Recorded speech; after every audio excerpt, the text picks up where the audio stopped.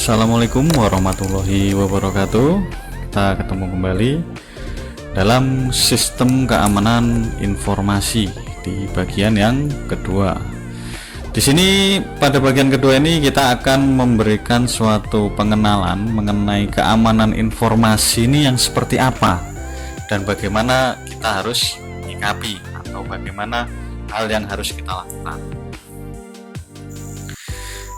Yang pertama, informasi saat ini sudah menjadi sebuah komoditas yang mungkin sangat penting. Bahkan ada yang mengatakan kita sudah berada di sebuah information based society.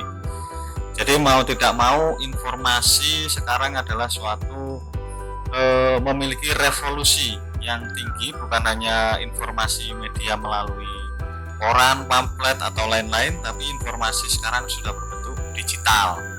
Kemudian juga kemampuan dalam mengakses dan menyediakan informasi secara cepat dan akurat menjadi sangat esensial bagi sebuah organisasi, baik yang berupa organisasi komersil, perusahaan, perguruan tinggi, lembaga pemerintah maupun di individual.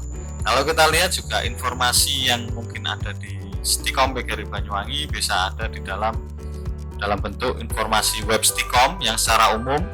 Kemudian juga ada lagi informasi bentuk SIM atau sistem informasi mahasiswa, dan juga ada e-learning, media pembelajaran untuk menyampaikan informasi dari dosen maupun ke mahasiswa.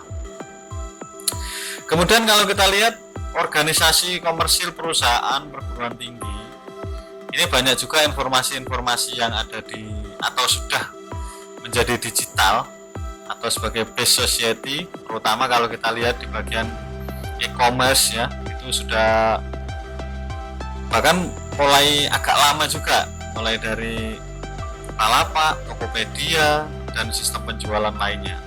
Kemudian juga kalau dari lembaga pemerintahan sekarang sudah bertebaran informasi bagaimana mendapatkan surat-surat perizinan seperti yang layaknya di mall pelayanan publik dan juga banyak lain sebagainya. Kemudian juga kalau kita lihat survei information di 1271 or network manager, ini hanya 22% yang menganggap keamanan sistem informasi sebagai komponen penting. Jadi kesadaran akan masalah keamanan ini masih rendah saat ini, seperti itu. Maka dari itu harapannya memang keamanan ini benar-benar bisa dipahami sebagaimana data kita ini bisa menjadi lebih aman. Kemudian juga pada awal Mei 2020 kemarin ini ada Cisco Webic. Ini seorang hacker dunia maya juga kembali menyerang data dari 5.000 lebih pengguna Cisco Webic berhasil dicuri dan disalahgunakan. Kalau sebelumnya itu ada Zoom, ini Cisco Webic juga menjadi incaran. Ini incarannya seperti apa kira-kira? Apakah kira-kira data kita misal perkuliahan akan dicuri, atau mungkin data saat pelaksanaan tatap muka perkuliahan dalam Zoom, Cisco Webic ini bisa dicuri? Sebenarnya juga tergantung kebutuhan. Mereka mencuri bukan asal atau mengambil, ini bukan asal mengambil data yang ada. Pastinya mereka adalah melihat track recordnya dari data yang sangat penting, berguna, atau bahkan bisa dijual. Misalkan kalau kita lihat memang teknologi ini sangat penting sekali. Kalaupun di kemiliteran kita menggunakan Zoom, pastinya juga ini akan mempengaruhi militer itu sendiri ya. Bisa jadi rencana-rencana untuk penyerangan atau mungkin juga penembakan dan lain halnya ini bisa dibocorkan melalui Zoom. Jadi informasi ini juga nantinya sangat penting dan berpengaruh terhadap kebutuhan maupun milik dari kepentingan seseorang. Kemudian juga kalau kita lihat lagi, WHO pun juga menjadi target serangan hacker juga ya. Organisasi Kesehatan Dunia atau WHO ini dikabarkan menjadi target serangan hacker. Parahnya percobaan hacking yang menyerang WHO dan mitranya ini telah melonjak signifikan, sangat saat mereka berupaya menangani virus corona yang sudah menyebar luas. Jadi percobaan pembobolan WHO ini pertama kali dilihat oleh Alexander Urbels seorang ahli keamanan cyber yang melacak aktivitas registrasi domain internet yang mencurigakan. Ya, ini meskipun sebenarnya gagal, tapi sudah ada upaya, ya. Sudah ada upaya untuk pembobolan atau pengambilan suatu informasi secara paksa dari pihak WHO. Jadi pada 13 Maret, Urbelis ini menemukan sekelompok hacker yang ia ikuti telah mengaktifkan situs yang meniru sistem email internal WHO. Jadi ini modelnya model kayak phishing ya, hanya saja ini dilakukan lewat email, gitu ya. Jadi meskipun WHO ini kesehatan ya, tapi saya juga tidak tahu rencana-rencana dari hacker ini sebenarnya seperti apa, bagaimana mereka bisa mengolah data atau menjual data kembali. Karena kalau kita lihat ada banyak juga suatu bisnis yang mungkin bisa dilakukan oleh orang-orang yang tidak memiliki kepentingan. Bisa jadi mungkin dengan adanya data coronavirus yang semakin banyak, yang dibutuhkan apa? Bisa masker, bisa itu juga ya, alat bantu pernapasan itu. Nah, itu juga bisa jadi ketika dia tahu data-data negara mana saja yang memiliki tingkat dari serangan corona atau virus corona ini sangat tinggi, bisa jadi dia mencoba untuk melakukan ekspor dari barang-barang yang dibutuhkan. Ini juga masuknya ke bisnis juga ya. Nah, makanya juga seberapapun data kita ini juga akan berpengaruh terhadap apa yang sedang kita lakukan, gitu ya. Jadi ini pengaruh juga, meskipun di kesehatan dalam hal bentuk lainnya ini juga akan berpengaruh. Bisa juga kalaupun kita mempelajari mengenai e-learning, ini juga bisa berpengaruh juga ya. Karena kita tahu misalkan dalam kampus A sama-sama menggunakan e-learning bawaannya Google Class atau mungkin juga miliknya Moodle, maka otomatis di sini mereka bisa saja mengambil data dari kita, kalaupun ini berupa data yang tidak berbayar ya, ini juga bisa saja mengambil data untuk dilakukan percobaan filterisasi data, mulai dari bagaimana mencari kegiatan apa yang sering dilakukan, sampai nantinya juga dia mengakses lewat mana. Bisa jadi yang diakses itu lewat HP-nya HP apa, seperti apa kapasitas internetnya. Jadi mereka juga berpengaruh terhadap informasi yang sudah ditangkap. Kemudian juga di keamanan informasi ini, jika kita bicara tentang keamanan sistem informasi, selalu kata kunci yang dirujuk adalah pencegahan dari kemungkinan adanya virus, hacker, cracker, dan lain-lain.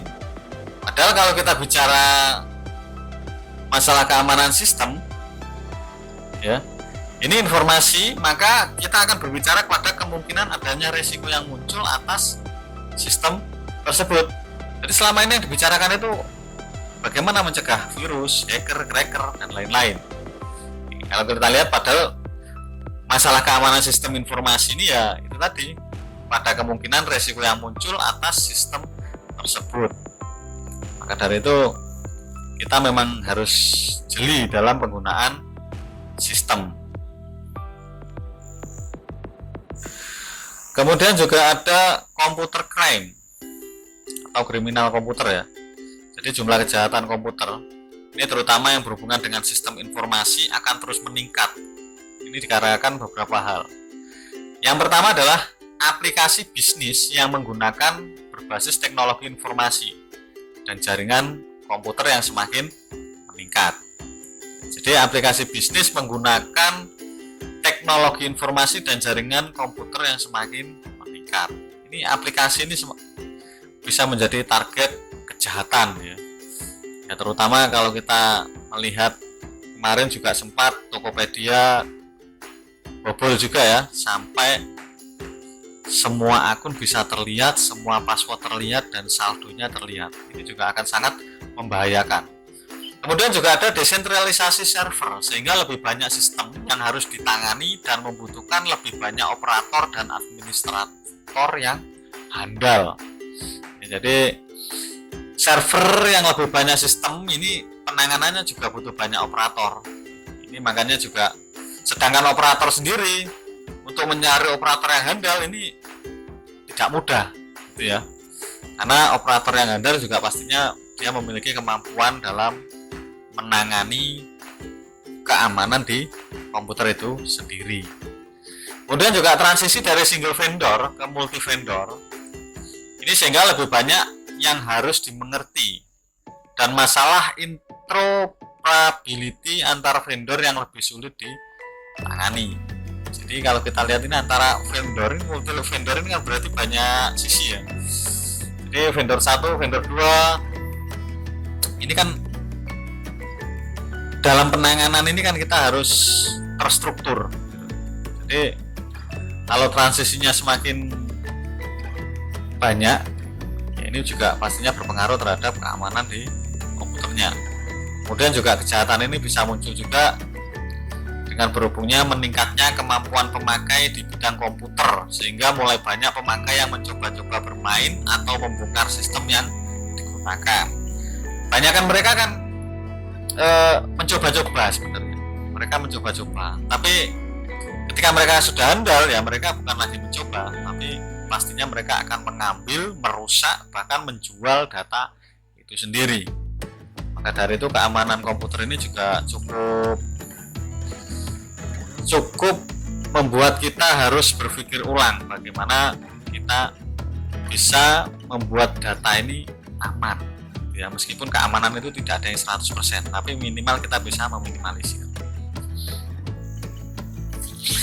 Kemudian juga jumlah kejahatan komputer ini juga bisa juga dikarenakan atau meningkat. Ini faktor lainnya adalah kesulitan dari penegak hukum untuk mengejar kemajuan dunia komputer dan telekomunikasi yang sangat cepat. Bayangkan saja sekarang pemrograman sudah banyak yang semakin cepat kemajuannya. Kalau dari dulu hanya ada pemrograman Foxpro, kemudian juga meningkat lagi, ada juga HTML, PHP, JavaScript, TypeScript, dan lain halnya. Jadi semakin banyak kemajuan-kemajuan dari sistem informasi dan telekomunikasinya, ini juga penegak hukum ini bisa jadi sumber dayanya kesulitan juga untuk mengejar kemajuan dunia komputernya. Sehingga ketika ada newbie atau orang baru yang baru mempelajari sistem itu, atau mempelajari sistem kemudian juga menerapkan untuk melakukan target ke banyak hal, ini juga pihak penegak hukum kesulitan karena bisa jadi mereka kurang memumpuni dalam mengambil putusan atau melacak dari adanya kegiatan yang ilegal. Kemudian juga semakin kompleksnya sistem yang digunakan, seperti semakin besarnya program source code yang digunakan, ini semakin besar pula probabilitas terjadinya lubang keamanan. Ya. Jadi sebenarnya semakin besar sistem atau program ini, lubang keamanannya ini ya, ini cukup riskan juga, karena akan banyak sekali lubang keamanan yang memang harusnya diuji. Pertama kan kita juga membuat sistem. Yang kedua, setelah membuat sistem pastinya harus menguji bagaimana sistem itu berjalan. Apakah nanti sistem itu bisa terselamatkan. Istilahnya terselamatkan itu tidak ada yang bisa memasuki atau membobol sistem informasinya. Kemudian juga semakin banyaknya perusahaan yang menghubungkan sistem informasinya dengan jaringan komputer yang global seperti internet, ini potensi sistem informasi yang dapat dijebol menjadi lebih besar, ya. Jadi semakin banyak yang terhubung dengan jaringan internet, ini informasi dapat dijebol menjadi lebih besar. Maka dari itu, ketika kita berhubungan dengan internet, bagaimana kita mengamankan jalurnya, bagaimana kita mengamankan sistem itu sendiri, dan lain halnya seperti itu. Mungkinkah aman? Ya, ini kalau kita bicarakan sistem, nggak ada yang aman 100% ya. Ini terutama kita nggak usah mulu-mulu ke bagian hacker dulu. Dari ancaman atau threats, ancaman alam, ancaman dibagi menjadi beberapa hal ya. Ini ada ancaman alam dan juga ancaman manusia itu sendiri. Kalau dari ancaman alam ini, aksi yang terjadi baik dari sistem maupun dari luar sistem yang dapat mengganggu keseimbangan sistem informasi. Jadi ancaman yang mungkin timbul dari kegiatan pengolahan informasi berasal dari 3 hal. Kalau kita lihat ini ada alam, manusia, dan lingkungan. Kalau di ancaman alam bisa ancaman air, banjir, tsunami, instruksi air laut, kelembapan tinggi, badai, pencairan salju. Ini kalau di ancaman tanah juga seperti longsor, gempa bumi, gunung meletus. Siapa yang bisa yang bisa menahan? Kalian mau buat bunker, kemudian diisi server, diisi seperangkat internet yang kemudian bisa diglobalkan. Tapi kalau tiba-tiba ada gempa, tiba-tiba banjir dan tidak mampu menampung atau menahan adanya bencana tersebut, mau tidak mau ya akan hilang gitu ya. Dan ancaman lain seperti kebakaran hutan, petir, tornado, angin ribut. Ini makanya tidak ada yang aman. Bahkan kalau kita ngomong masalah bagaimana kalau kita taruh di server Indonesia, apalagi server Indonesia ya, ini juga tidak ada yang aman. Kalau kena angin, kena banjir, kena gempa bumi, ambruk gedungnya, ini sudah nggak aman lagi. Kemudian ada hal lagi, ini ancaman terhadap manusia. Kalau tadi ancaman terhadap alam, ini ancaman terhadap manusia. Kalau terhadap alam kira-kira seperti apa solusi untuk antisipasi ancaman terhadap alam? Sebenarnya kalau kita lihat ancaman terhadap alam itu, Google juga memiliki banyak server, memiliki ruang yang besar di sana. Tapi di samping bangunannya yang kokoh dan kuat, pastinya saya juga yakin Google memiliki cabang dari server itu sendiri atau cadangan dari server yang sudah dibangun. Maka dari itu, ketika cadangan itu juga tempatnya sedikit jauh dari tempat server utama, itu juga pastinya akan berpengaruh juga, terutama ketika ada ancaman alam. Bisa jadi ketika di daerah Sukabumi terkena longsor atau terkena banjir yang mengakibatkan beberapa server rusak, maka otomatis di daerah Kalimantan belum tentu di sana ada banjir pada saat yang seketika, sehingga ketika di server utama mati, maka otomatis masih ada server cadangan yang langsung bisa membackup atau merecover dari server utama. Jadi ini juga penting juga ya untuk mengamankan informasi. Sama halnya dengan kalau kalian ingin aman, misalkan menaruh data, anggap di Google Drive, ya, otomatis Anda harus punya banyak akun juga. Bukan punya banyak akun sebagai banyaknya kapasitas, tapi sebagai cadangan. Kalau ada drive ya bisa ditaruh di Dropbox lainnya yang memungkinkan ketika server drive mati masih ada server Dropbox atau Mega yang bisa membackup atau merecovery data yang sudah Anda punya. Kemudian kalau di threats ancaman manusia, ini ada virus, logic, bomb, Trojan horse, worm, active content. Kalau kita ngomongkan virus, pastinya sudah pernah semua ya merasakan terkena virus menjengkelkan. Kalau cuma virusnya menggandakan, lemot, nah ini nggak masalah. Tiba-tiba ngapus data, wah itu juga cukup merepotkan juga. Di logic bomb juga sama. Ini ketika ada logika bom juga, ini bisa membuat PC atau laptop lemot juga ya nantinya. Bahkan jaringan internet kita juga bisa sangat lambat, makan RAM. Dan ada Trojan horse, ROM, dan active content lainnya. Kemudian ada social engineering, ada hacking, cracking, akses ke sistem oleh orang yang tidak berhak, DDoS, backdoor. Dan juga ada kriminal, pencurian, penipuan, penyuapan, pengkopian tanpa izin, perusakan. Ini salah satunya juga bagi yang suka ini ya, nyari-nyari gratisan. Biasanya gratisan itu cukup berbahaya juga ya. Artinya kita tidak menghargai karya orang lain juga. Maka kalian juga mau kira-kira sudah membuat sistem sulit-sulit, tiba-tiba kita pakai secara gratis atau dipakai orang lain dengan gratis tanpa mempertimbangkan kerja keras yang kita lakukan. Kemudian juga ada teroris, peledakan surat kaleng, perang, informasi, serta perusakan. Jadi kalau kita ngomongkan teroris, ini sangat bahaya sekali juga. Salah satunya juga informasi yang diolah teroris itu, kalau pernah saya tangkap kemarin itu juga, bagaimana teroris itu ternyata berkomunikasi dengan hanya satu email dan mereka menyimpannya di draft. Jadi ketika dia mengirimkan kode, lakukan penyerangan, lakukan eksploitasi informasi yang buruk, cuci otak, maka otomatis si user lain dia cuma cukup membuka satu email yang sama dan dia lihat di bagian draftnya. Ini juga sangat merepotkan juga kalau kita menjadi seorang pengejar itu ya, istilahnya ini maling ya, bukan maling. Nah, kalau maling kan dia mencuri. Ini istilahnya orang yang tidak baik atau berlaku tidak baik dengan cara yang tidak baik melalui data. Kalau saya bilang seperti itu. Kemudian juga kita lanjut lagi, ada threats atau ancaman lingkungan.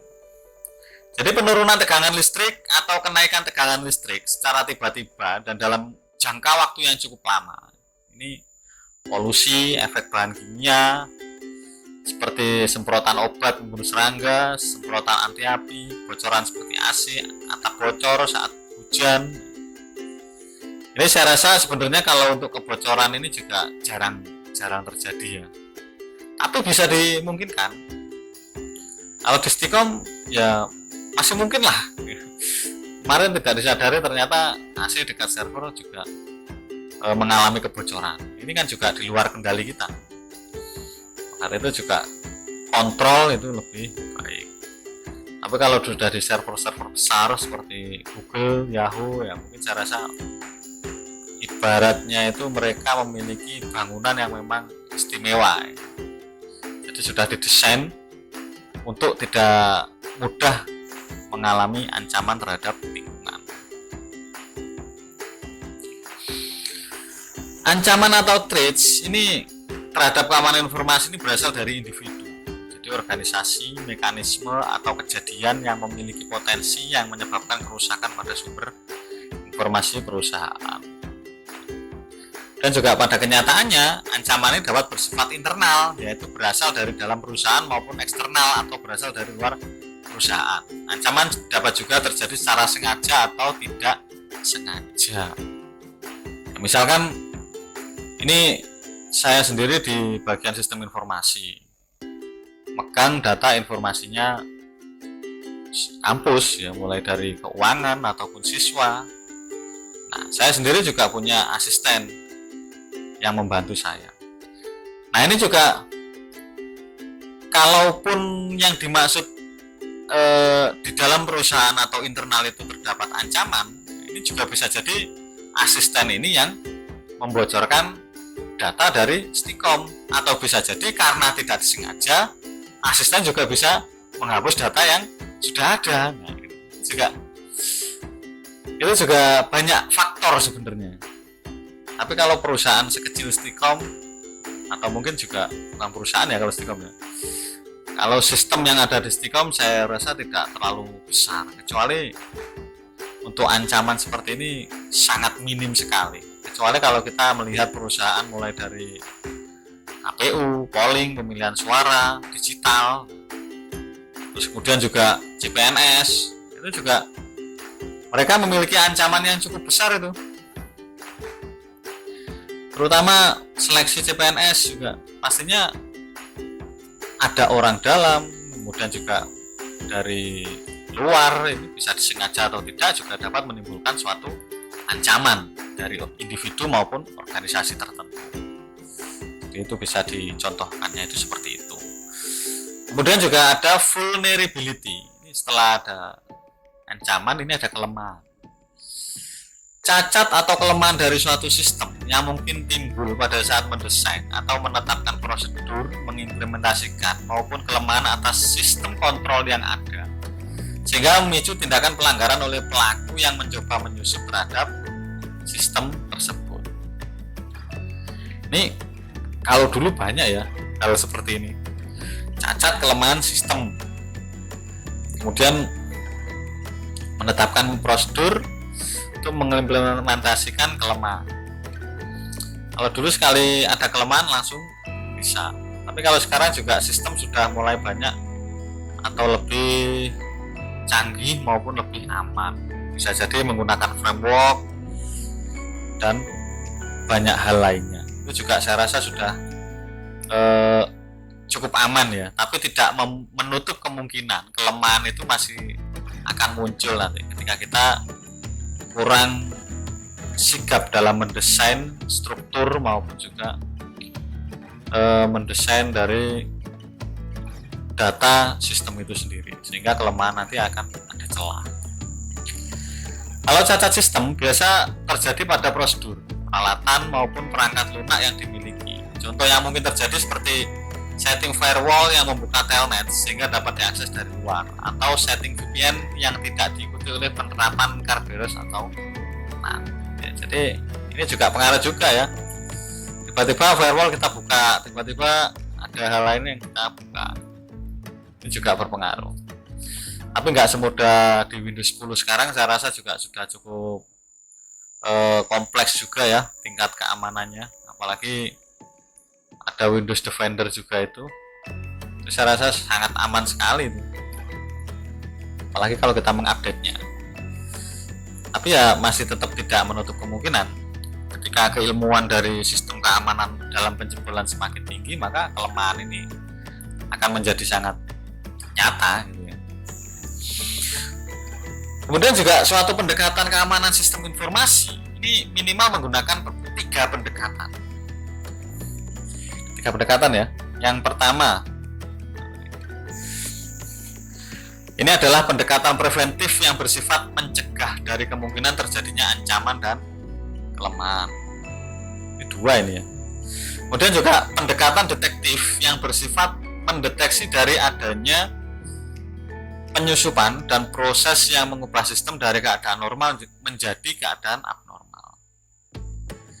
Ini kalau kita melihat pendekatan preventif ini mencegah kemungkinan terjadi ancaman dan kelemahan. Namun juga di detektif adanya penyusupan yang mengubah sistem dari keadaan normal menjadi abnormal. Ini sangat sulit ini. Kalau kita lihat di pendekatan detektif, ini penanganannya cukup ribet juga nantinya, karena kita membuat keadaan yang dari tidak normal atau keadaan yang normal menjadi keadaan abnormal. Misal data dari sistem informasi mahasiswa, dari keuangan, si Fulan ya, dia tagihan harusnya 1.500.000, ternyata tagihannya menjadi 300.000. Dan kemudian si Zaki yang tadinya tagihannya 300.000 menjadi tagihan 2 juta. Ini juga akan mengacaukan informasi. Ini sangat fatal sekali jika terjadi hal seperti itu. Karena ketika kita meskipun merestore di jam yang sama atau mungkin di backup yang lalu, bisa jadi sudah ada kemungkinan data yang terselip atau data baru yang terselip saat penambahan setelah melakukan backup. Ini cukup rumit juga nanti. Dampak terjadinya ancaman maupun kelemahan ini ada 6 hal yang perlu kita lihat ya, dalam sistem informasi. Yang pertama ini adalah efektivitas. Efektivitasnya ini seperti apa? Efisiensinya seperti apa? Kerahasiaannya seperti apa? Integritas, keberadaan, kepatuhan maupun keandalannya. Jadi dampak pada masalah dari ancaman. Ini efektivitasnya ini bisa berkurang ya. Efisiensi, kerahasiaan pastinya. Integritas ini yang cukup berat ya. Apalagi kalau kita misal di IT, bagian IT, kampus IT, tapi permasalahannya adalah ternyata jaringan lemot, wifi lemot. Ini juga bisa menurunkan integritas meskipun kelemotan atau kelemahan itu tadi terjadi bukan faktor dari kampus sendiri, bisa jadi kan faktor itu kebanyakan memang dari server utama dari pihak atau vendor penyedia jasa layanan internet. Bisa dari Bisnet, bisa dari IndiHome yang mengalami trouble, mengalami kabel putus di jalan atau juga lain halnya. Ini juga berpengaruh, makanya juga kita harus bisa melihat, mempengaruhi integritas ya. Tadi itu akan mempengaruhi integritas, dan kita juga harus bisa menjadi manusia yang mampu melihat masalah, bukan mencaci. Jadi kita lihat dulu masalahnya seperti apa sih sebenarnya. Ada banyak hal seperti itu. Padahal sudah dimaksimalkan, tapi kok ternyata masih terlihat kurang pelayanannya nggak enak. Ini pastinya juga akan menurunkan integritas kampus juga nanti. Seperti itu salah satu contohnya. Dan juga ada keberadaan kepatuhan keandalan. Ini di forum ini kita akan mencoba melakukan diskusi. Ini saya saat ini masih ingin Anda belajar dari daring ya, dari video saya. Coba simpulkan nanti di forum. Ini kira-kira hal apa saja dan seperti apa tahapan dalam melakukan antisipasi dari adanya ancaman maupun kelemahan pada sistem informasi. Jadi coba Anda simpulkan hal apa saja, terus seperti apa tahapannya dalam melakukan antisipasi dari adanya ancaman maupun kelemahan pada sistem informasi. Anda bisa mencontohkan atau menggambarkan jika suatu perusahaan A memiliki aktivitas apa saja yang membutuhkan informasi seperti apa, yang mengakses apa saja, dan tahapan keamanan apa saja, serta ancaman apa saja yang ada di lingkungan tersebut yang dapat melemahkan atau menjadi suatu ancaman dari sistem informasi di perusahaan itu. Coba Anda carikan gambar atau carikan contoh, mungkin di perusahaan dekat Anda atau di perusahaan yang mungkin pernah Anda kenal. Saya ingin tahu. Jadi nanti poin terbaik langsung akan saya nilai di forum ya. Di forum nanti akan saya catat poin terbaik atau yang bisa menjelaskan dengan baik dan tahapannya dengan runtun, bagus. Yang secara real ya, pastinya di perusahaannya real. Akan saya kasih poin 90. Jadi kita akan ketemu lagi minggu depan. Kemungkinan juga untuk Zoom akan saya informasikan secepatnya ya. Jadi kalau ada hal yang kurang berkenan, saya tutup. Terima kasih. Assalamualaikum warahmatullahi wabarakatuh.